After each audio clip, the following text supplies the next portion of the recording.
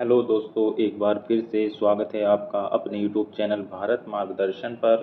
और फिर से हम आपके लिए लेकर आए हैं टॉप 25 स्टैटिक जीके के क्वेश्चन, जो कि बच्चों आपके अर्थशास्त्र के क्वेश्चन होंगे और विगत परीक्षाओं में पूछे गए इम्पोर्टेंट और सिलेक्टेड क्वेश्चन हैं।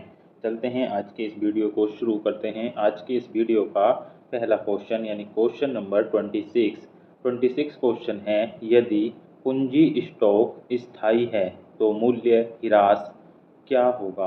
यहाँ पर हमें रिक्त स्थान को भरना है कि यदि पूंजी स्टॉक स्थायी है तो मूल्य ह्रास कितना होगा, इसमें हमें बताना है। तो पहला ऑप्शन है कि उच्च होगा, दूसरा ऑप्शन है नीचा होगा, तीसरा ऑप्शन है शून्य होगा और फोर्थ है अनंत। तो इसका राइट आंसर है ऑप्शन सी, शून्य। अगर बच्चों पूंजी स्टॉक स्थायी है तो जो मूल्य ह्रास यानी ह्रास का अर्थ होता है कमी, जो मूल्य में कमी होगी वह शून्य होगी। तो ऑप्शन सी इस क्वेश्चन का ये राइट आंसर है। बच्चों, ये अर्थशास्त्र के जो क्वेश्चन होते हैं आपको इन्हें ध्यानपूर्वक पढ़ना है और याद रखना है। ये काफ़ी इंपॉर्टेंट क्वेश्चन होते हैं और अर्थशास्त्र भी एक अच्छा टॉपिक होता है। नेक्स्ट क्वेश्चन है क्वेश्चन नंबर 27 कि भारतीय अर्थव्यवस्था के लिए वृद्धि की हिंदू दर पद किसने बनाया था। ठीक है, भारतीय अर्थव्यवस्था के लिए वृद्धि की हिंदू दर पद किसने बनाया था। ठीक है, ये क्वेश्चन आपको ध्यान रखना है। ये यहाँ पर डबल इन्वर्टेड कोमा है, इतना पद, ये एक पद बनाया गया था जिसे हम क्या बोल सकते हैं कि भारतीय अर्थव्यवस्था के लिए वृद्धि की हिंदू दर पद किसने बनाया था। ये हमारा क्वेश्चन हो गया है और हमें इसका आंसर बताना है। चार ऑप्शन है। पहला ऑप्शन है कि ए के सेन ने, दूसरा ऑप्शन है क्रिएट एस पारिख ने, तीसरा ऑप्शन है राधा राजकृष्ण ने और फोर्थ ऑप्शन है मोंटेक सिंह आहलूवालिया ने। तो इन चारों में से राइट आंसर क्या होगा। तो इन चारों में से जो राइट आंसर होगा वह है राजकृष्ण। राजकृष्ण बच्चों इस क्वेश्चन का राइट आंसर है। वृद्धि की हिंदू दर पद ये राजकृष्ण ने बनाया था, जो कि अर्थव्यवस्था से संबंधित है। तो ऑप्शन नंबर सी इस क्वेश्चन का राइट आंसर हो जाएगा। बच्चों, ये पूरा यहाँ से लेकर यहाँ तक ये एक पद है और ये सिंगल इन्वर्टेड कोमा है, टाइपिंग मिस्टेक है या ये हाईलाइट है। ठीक है, इसलिए आपको ध्यान रखना है कि वृद्धि की हिंदू दर पद किसने बनाया, तो राजकृष्ण ने बनाया। नेक्स्ट क्वेश्चन है क्वेश्चन नंबर 28 क्वेश्चन है कि विश्व बैंक का एक अन्य नाम है। वेरी इंपॉर्टेंट क्वेश्चन है बच्चों एग्जाम के पॉइंट ऑफ व्यू से, कि विश्व बैंक का एक अन्य नाम क्या है।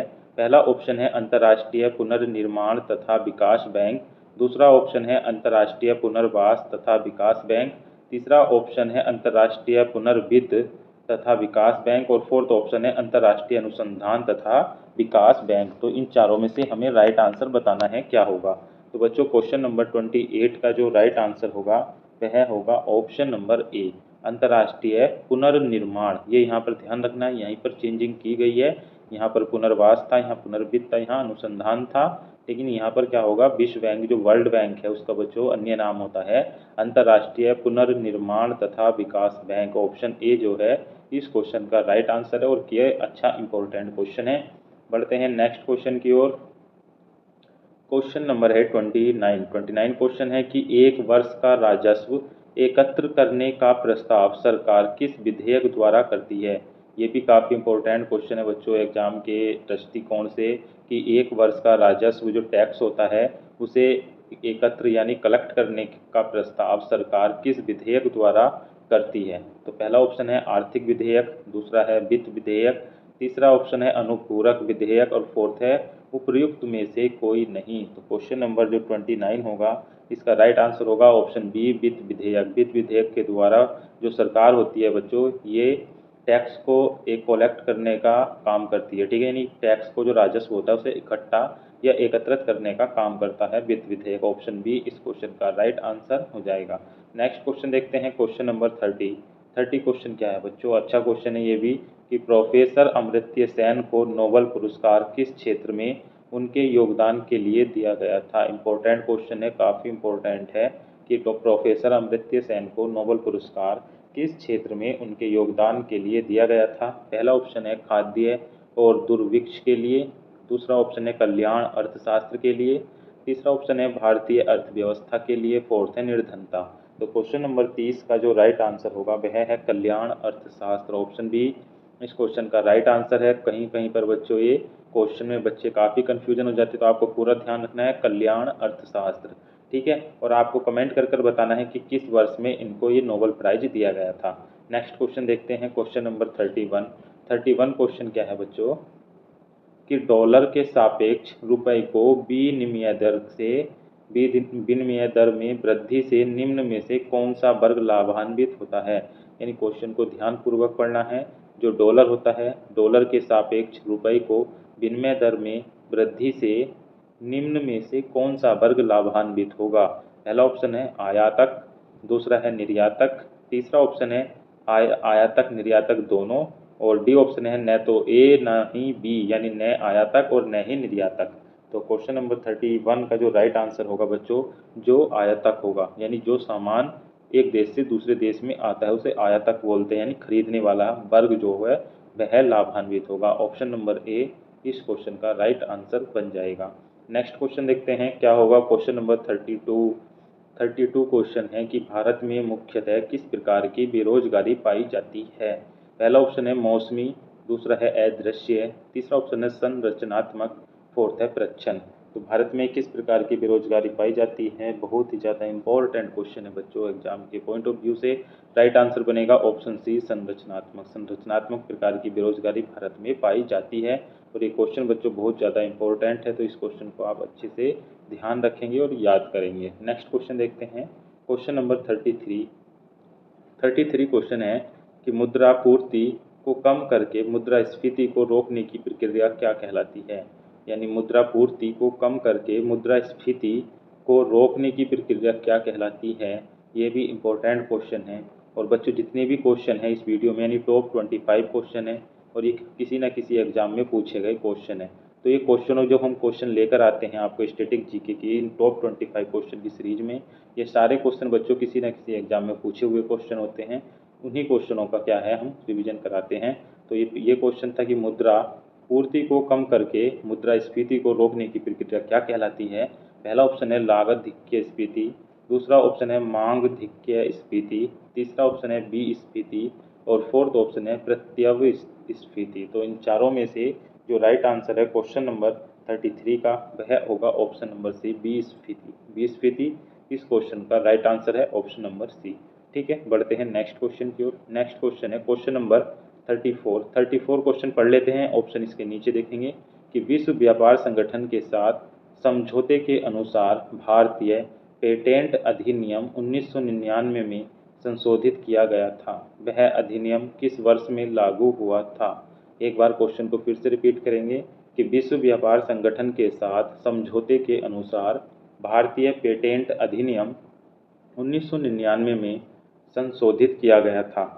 वह अधिनियम किस वर्ष लागू किया गया था। यानी हमें बताना है कि भारतीय पेटेंट अधिनियम 1999 में संशोधित किया गया और इस अधिनियम को किस वर्ष लागू किया गया था, तो ये हमें इस क्वेश्चन में बताना है। पहला ऑप्शन देखते हैं क्या है, 1965 है, दूसरा 1970 है, तीसरा ऑप्शन है 1975 और फोर्थ है 1980। तो इन चारों में से जो राइट आंसर है वह है ऑप्शन नंबर बी 1970 बच्चों। तो ऑप्शन बी जो है इस क्वेश्चन का राइट आंसर है। और ये भी एक अच्छा प्रश्न था, एक बार आप वीडियो को पॉज कर इस क्वेश्चन को दोबारा देख सकते हैं। नेक्स्ट क्वेश्चन है question number 35 question very important question है बच्चों एग्जाम के पॉइंट ऑफ व्यू से कि भारत में 1 रुपये के नोट तथा सिक्के और छोटे सिक्के जारी किए जाते हैं। फर्स्ट ऑप्शन है भारतीय रिजर्व बैंक द्वारा, दूसरा ऑप्शन है भारत सरकार द्वारा, तीसरा ऑप्शन है भारतीय स्टेट बैंक द्वारा, और फोर्थ ऑप्शन है भारतीय यूनिट ट्रस्ट द्वारा। तो क्वेश्चन नंबर 35 का जो राइट आंसर है वह है भारत सरकार द्वारा। ऑप्शन नंबर बी इस क्वेश्चन का राइट आंसर हो जाएगा भारत सरकार। नेक्स्ट क्वेश्चन देखते हैं क्वेश्चन नंबर 36 क्वेश्चन क्या है बच्चों की किसी अर्थव्यवस्था में पूंजी निर्माण निर्भर करता है। यानी किसी भी देश की जो अर्थव्यवस्था होती है उसमें पूंजी का निर्माण किस पर निर्भर करता है, ये हमें बताता है। यानी कोई देश अगर नोट छापता है तो वह नोट कब छापेगा, ये किस पर डिपेंड करता है। तो पहला ऑप्शन है कि कुल आय पर, दूसरा है कुल मांग पर, सी ऑप्शन है कुल बचत पर, और डी ऑप्शन है कुल उत्पादन पर। तो 36 क्वेश्चन का जो राइट आंसर होगा ऑप्शन नंबर सी होगा टोटल सेविंग पर, यानी कुल बचत पर। ऑप्शन नंबर सी इस क्वेश्चन का राइट आंसर होगा। ठीक है, इंपॉर्टेंट क्वेश्चन है और इजी क्वेश्चन है। अगर आप इस क्वेश्चन को ध्यान से समझेंगे तो इस क्वेश्चन का आसानी से आप जवाब दे सकते थे।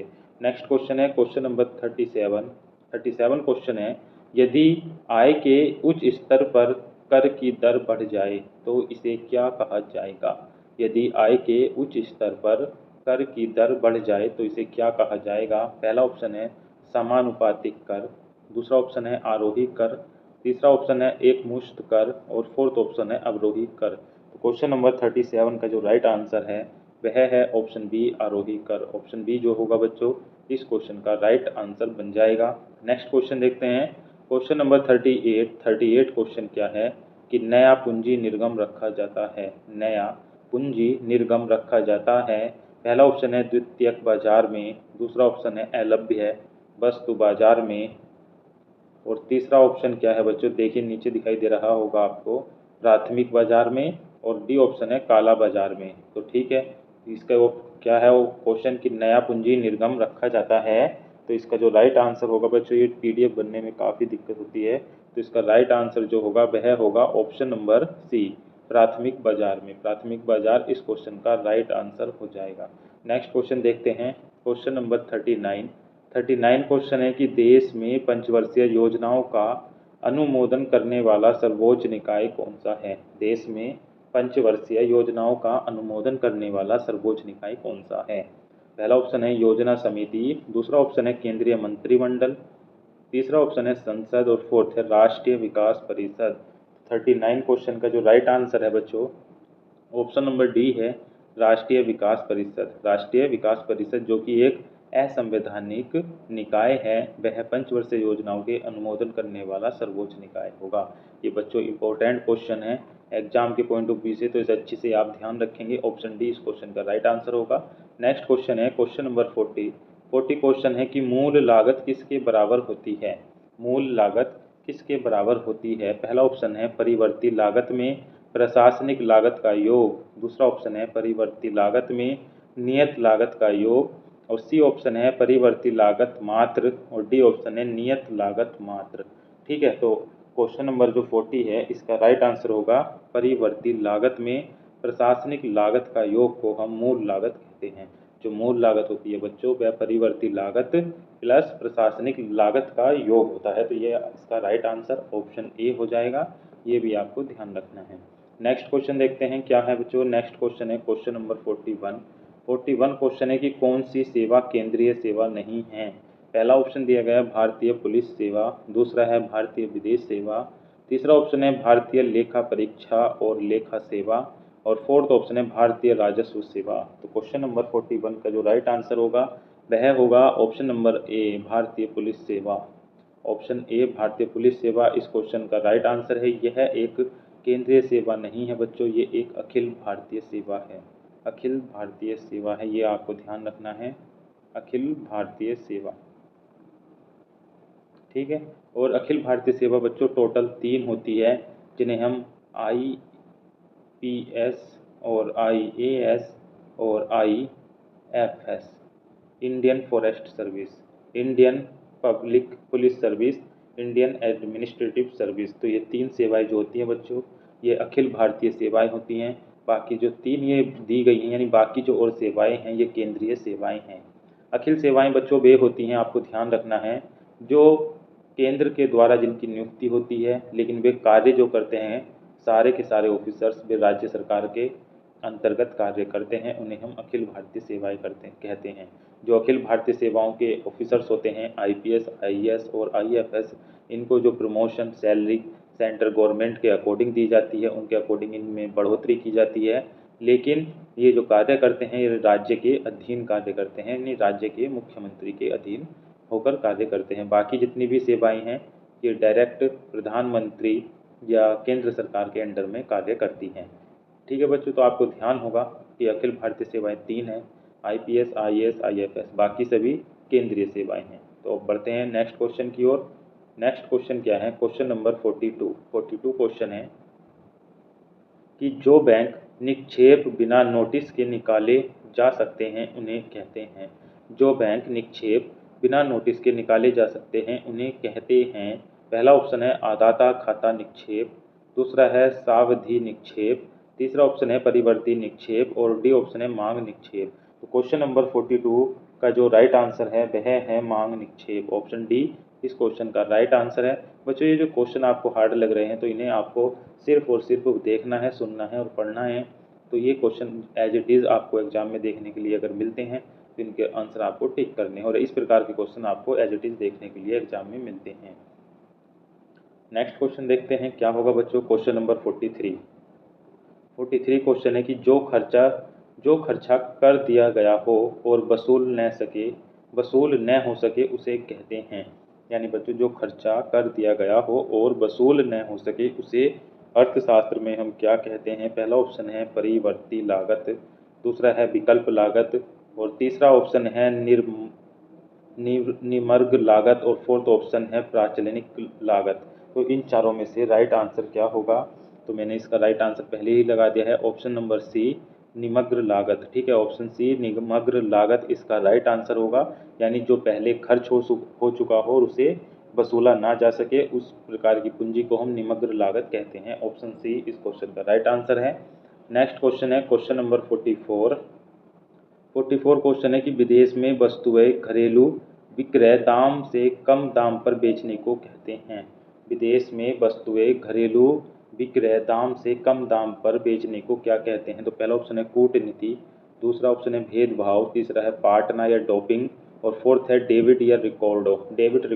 तो क्वेश्चन नंबर 44 का जो राइट आंसर है बच्चों वह होगा पाटना या डोपिंग।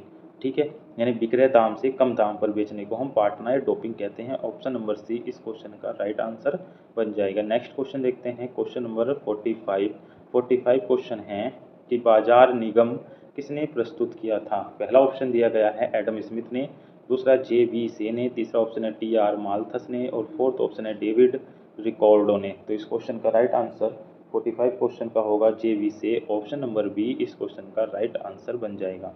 नेक्स्ट क्वेश्चन देखते हैं, काफ़ी इंपॉर्टेंट क्वेश्चन है 46 क्वेश्चन कि गांधी जी को किसका प्रतीक मानते थे। गांधी जी खादी को किसका प्रतीक मानते थे। तो 46 क्वेश्चन इंपॉर्टेंट क्वेश्चन है। पहला ऑप्शन है औद्योगिकरण का, दूसरा है आर्थिक स्वतंत्रता का, तीसरा ऑप्शन है आर्थिक वृद्धि का और फोर्थ है नैतिक पवित्रता का। तो 46 क्वेश्चन का जो राइट आंसर है वह है आर्थिक स्वतंत्रता का। जो गांधी जी खादी को किसका प्रतीक मानते थे, तो आर्थिक स्वतंत्रता का। ऑप्शन बी इस क्वेश्चन का राइट आंसर हो जाएगा। नेक्स्ट क्वेश्चन देखते हैं क्वेश्चन नंबर 47 क्वेश्चन है कि निम्नलिखित में से कौन सा वर्गीकरण कच्ची सामग्री के आधार पर उद्योगों का वर्गीकरण है। ठीक है, यानी कौन सा वर्गीकरण हमें बताना है कच्ची सामग्री के आधार पर उद्योगों का वर्गीकरण है। तो 47 में चार ऑप्शन दिए गए हैं, लघु उद्योग और बृहत उद्योग, प्राथमिक और द्वितीय, तीसरा ऑप्शन है आधारभूत और उपभोक्ता और फोर्थ ऑप्शन है कृषि आधारित और खनिज आधारित।